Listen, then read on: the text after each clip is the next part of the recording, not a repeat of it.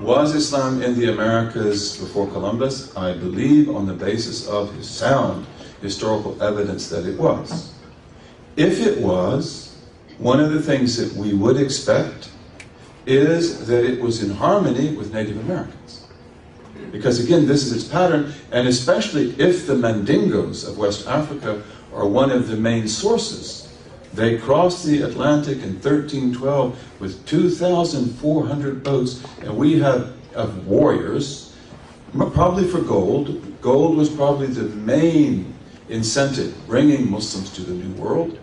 The Muslims, as you heard before, of Java in 1500 already possess an atlas of the world that has the coast of Brazil exact. And as Fuad Sezgin, the great Muslim intellectual historian and cartographer and historian of science, has shown that a map like that cannot be put together by one or two trips. It takes generations of trips. So again, if the Muslims were here, then they would have probably come into the Native American tribes without dislodging Native American culture. And there are Cherokee Muslims, I know some, who say that this was the reality in the Cherokees. One brother that I know, his grandmother was from the Wolf tribe of the Cherokees, which is the shaman tribes. They're the ones with the spiritual seekers. And he said that his grandmother told him, and I trust him to be speaking the truth, that Islam was in the Cherokees, but they wouldn't tell white people.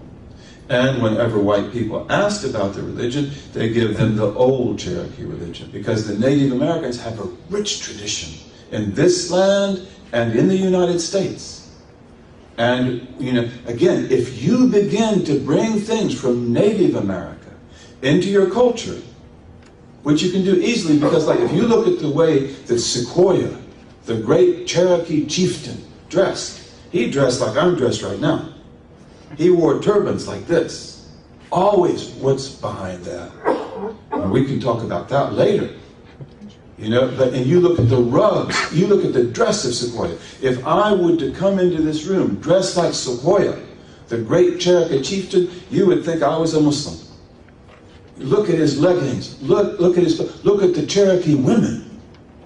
They covered like, look at the Apaches. And the Spanish believed the Apaches were doing jihad in the 18th century. The Spanish discovered mosques everywhere they went in America.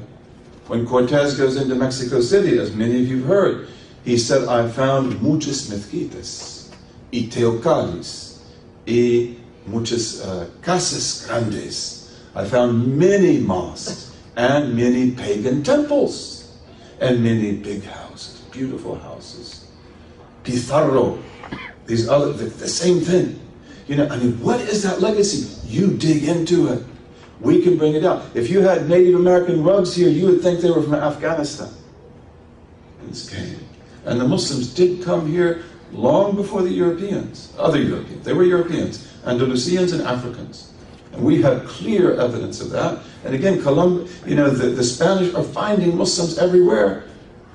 They're reporting that. You can read it in the historical text. It's just historians don't believe it's true. They say this is Don Quixote, he's charging windmills, he thinks they're giants. It's not true.